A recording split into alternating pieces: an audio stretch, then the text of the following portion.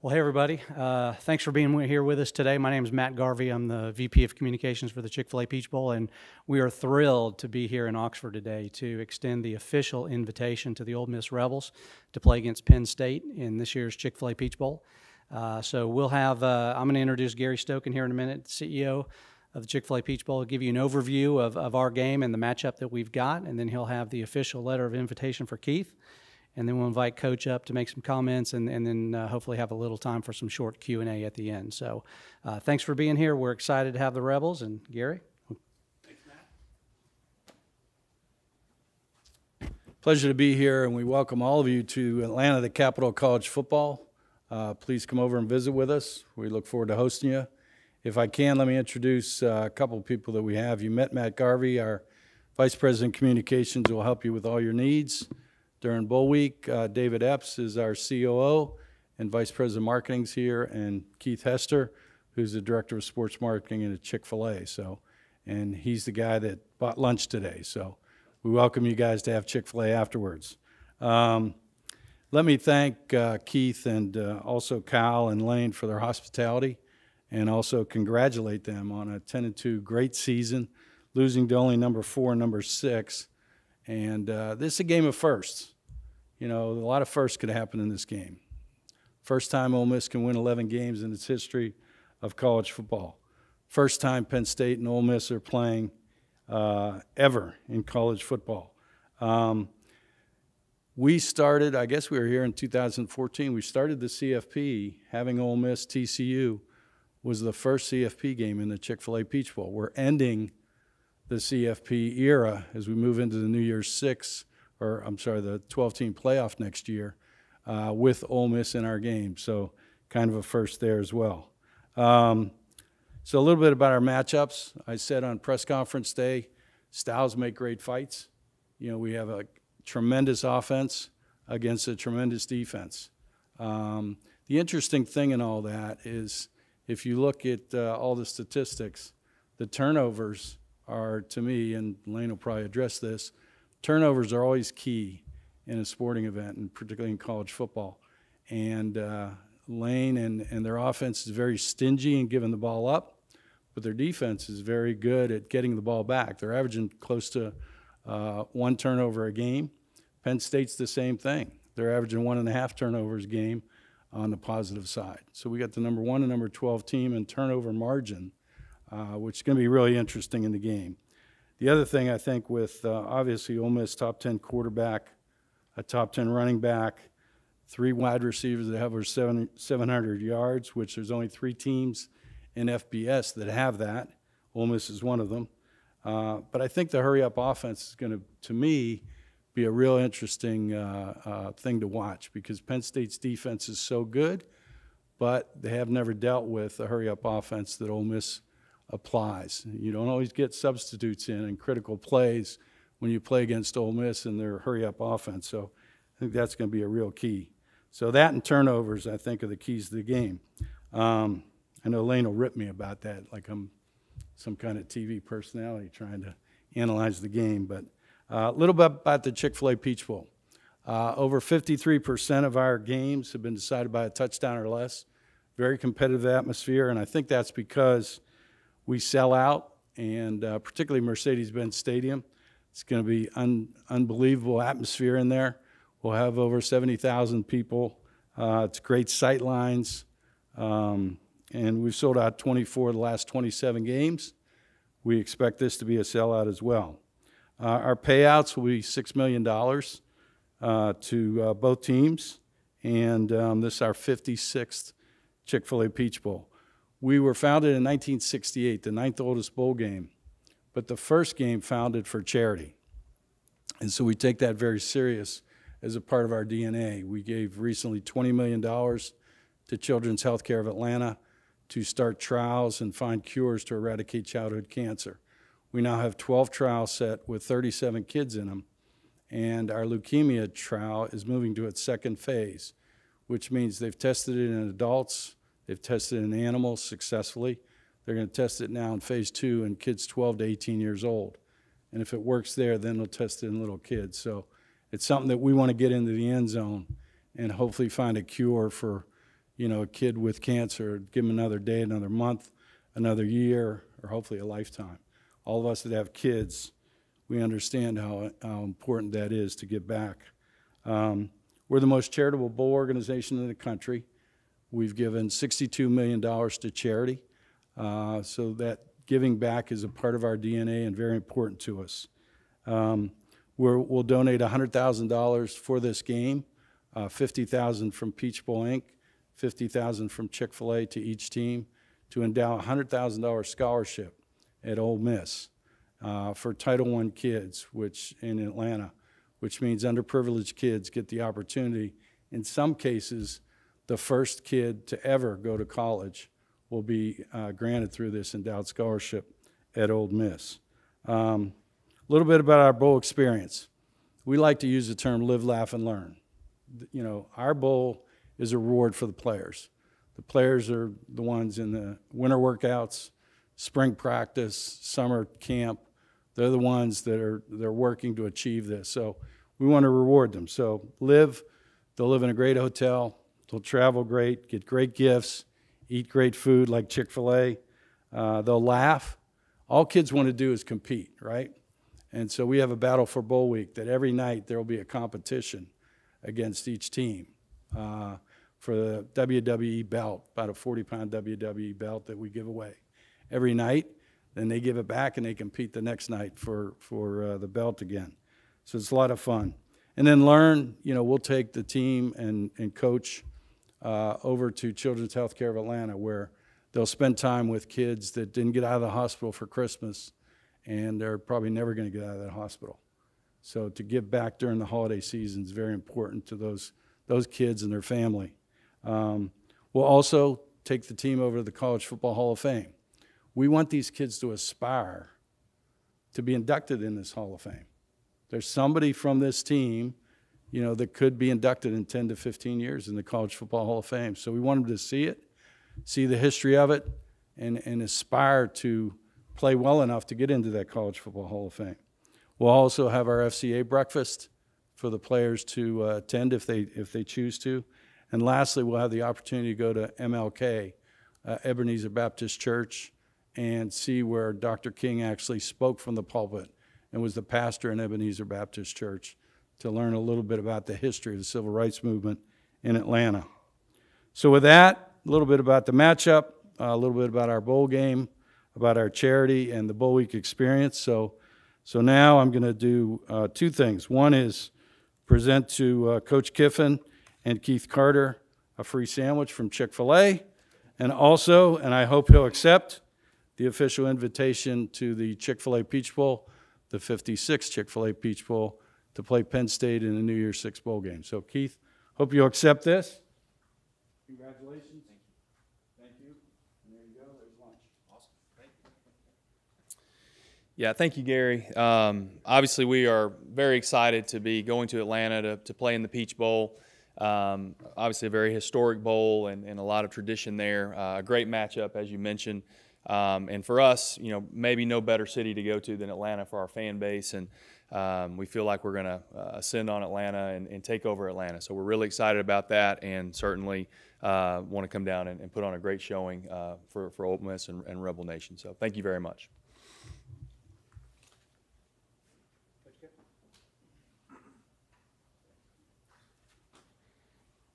Thanks, Gary, Keith.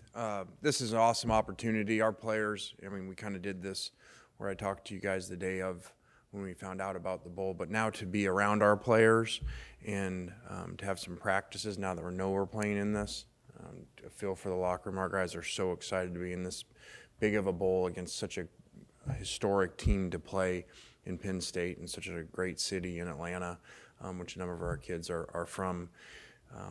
And I know the parents too, talking to them, are really excited to get there. So this will be a tremendous matchup for us against a great coach, a great team of a lot of really good players. And I don't know the stats exact, but I saw something the other day, how many times Coach Franklin's won 10, 11 games just in the last 8 years or something like that. So they've been doing this for a while and are at a level where we want to get to. So this will be a great opportunity for us. All right, thanks, Coach. All All right, we've got time for a few questions about the bowl, the invitation to match up, game against Penn State. I think you said in the initial press conference that you didn't know much about Penn State, obviously. Just how much have you learned over the past couple weeks? Yeah, again, it's been a challenge with our own practice, preparing for the game, and then the recruiting schedule that is what it is. So, you know, I'm a little more familiar. We're still not all the way into game planning with our players yet because we're so far out from the game. But as we knew right away, a great defense led by, you know, their front, and now learning more, watching, you know, a really balanced offense that can really run the ball. Quarterback really takes care of the ball. Like Gary mentioned, both teams have done a really good job turnover-wise. So, you know, this will probably be one of those games you got to play really well in all areas to go down to the wire and make some plays at the end. Lane, a few of your players have announced over the weekend that they're going to be coming back for another season next year. How big of a boost does that provide for this team as they're getting ready for the bowl game?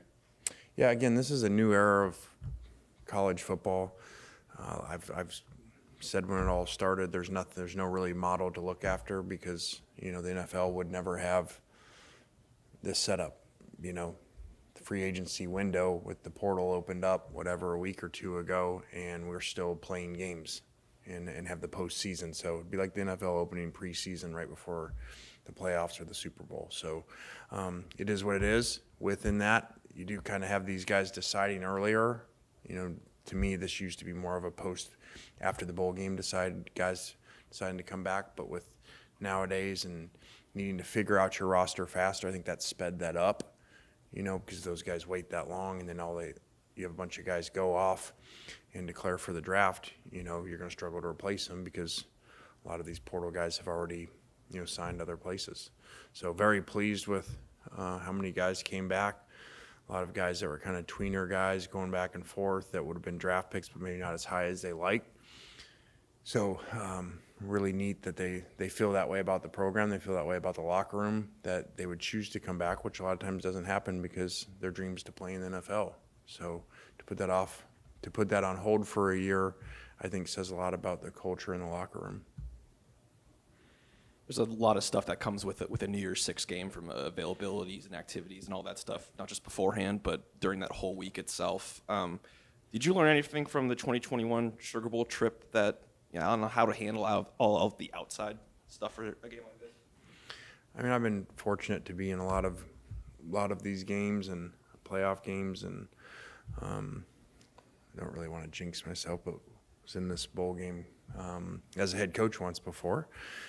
So I think that the challenge is always, you know, to balance the kids enjoying it because it's a reward, like Gary said, for their year, but also them understanding there's a lot of work to do too, and find that balance, especially later in the week as you get closer to the game.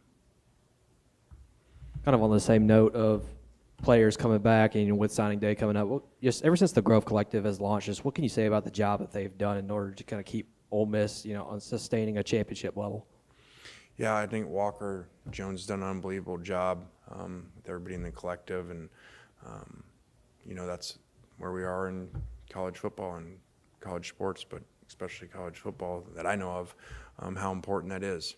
And so they've done a great job and put us in position, you know, to have success next year, but also go back to this year and look at the portal and look at even guys that could have left here, like Quinshawn after a year, you know, and start looking at our roster without portal additions, you know, that had a lot of options of places to go, or current guys, and see a much different team.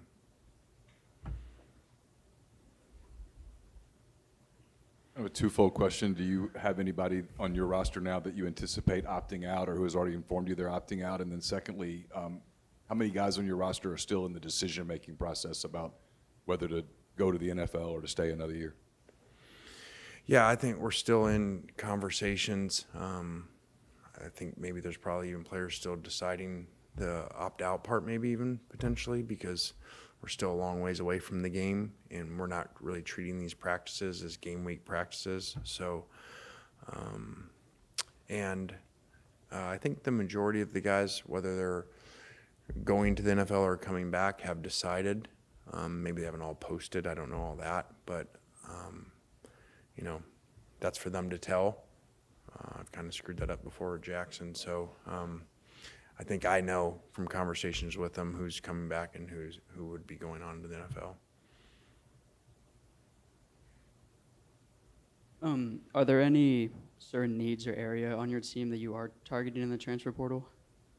Yeah, anywhere where there's really good players that can help us win. So I've kind of forgot people that have covered us. I've kind of always went more to the model of, you know, best available players, because you still don't know. Your roster is always changing nowadays. You got another window, you know, in the spring that guys can go in the portal. So I kind of look more at best available and try to find the best players that you can get.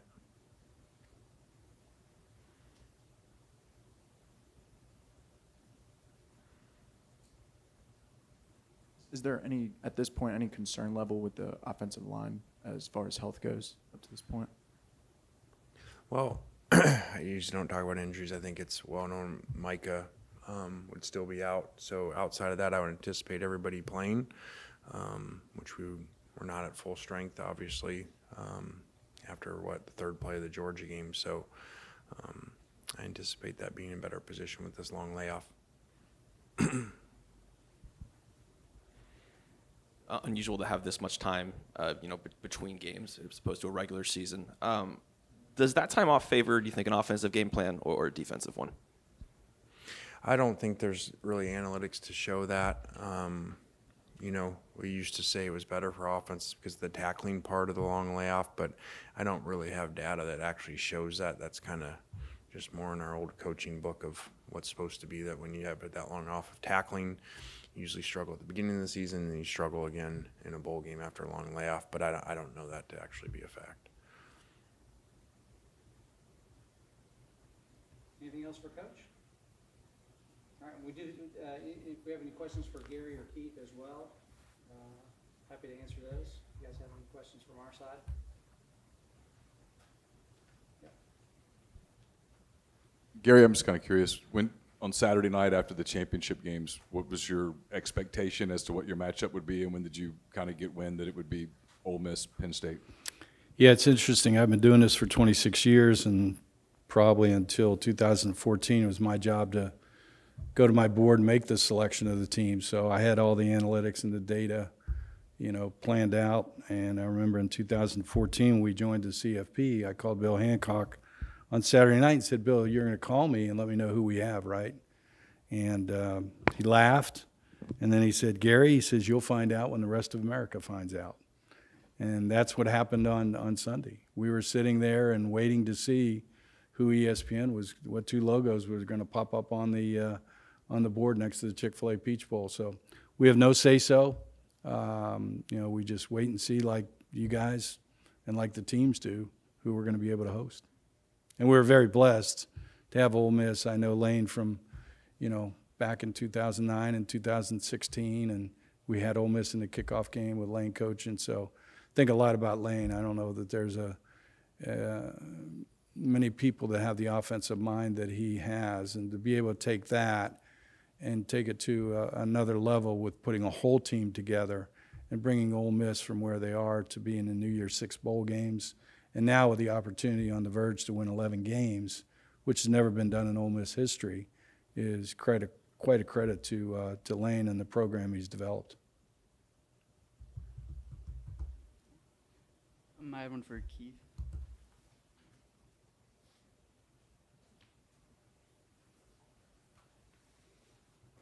So, are you comfortable with your position right now, NIL-wise, compared to your peers in the SEC?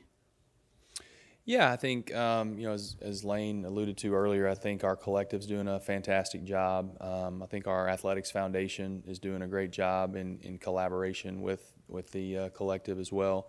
But as we all know, this is a changing landscape, and I think some of the standards and kind of the where we were last year is totally different than where we are this year, and it'll be different next year. So you just have to make sure you're staying proactive in the space and as Coach Kiffin has said many, many times, not to just think outside the box, but to create a new box. And I feel like here at Ole Miss, we've done that. All right. Anything else for Gary or Keith? No? Okay. Well, thank you guys. That'll wrap it up. A couple reminders: we do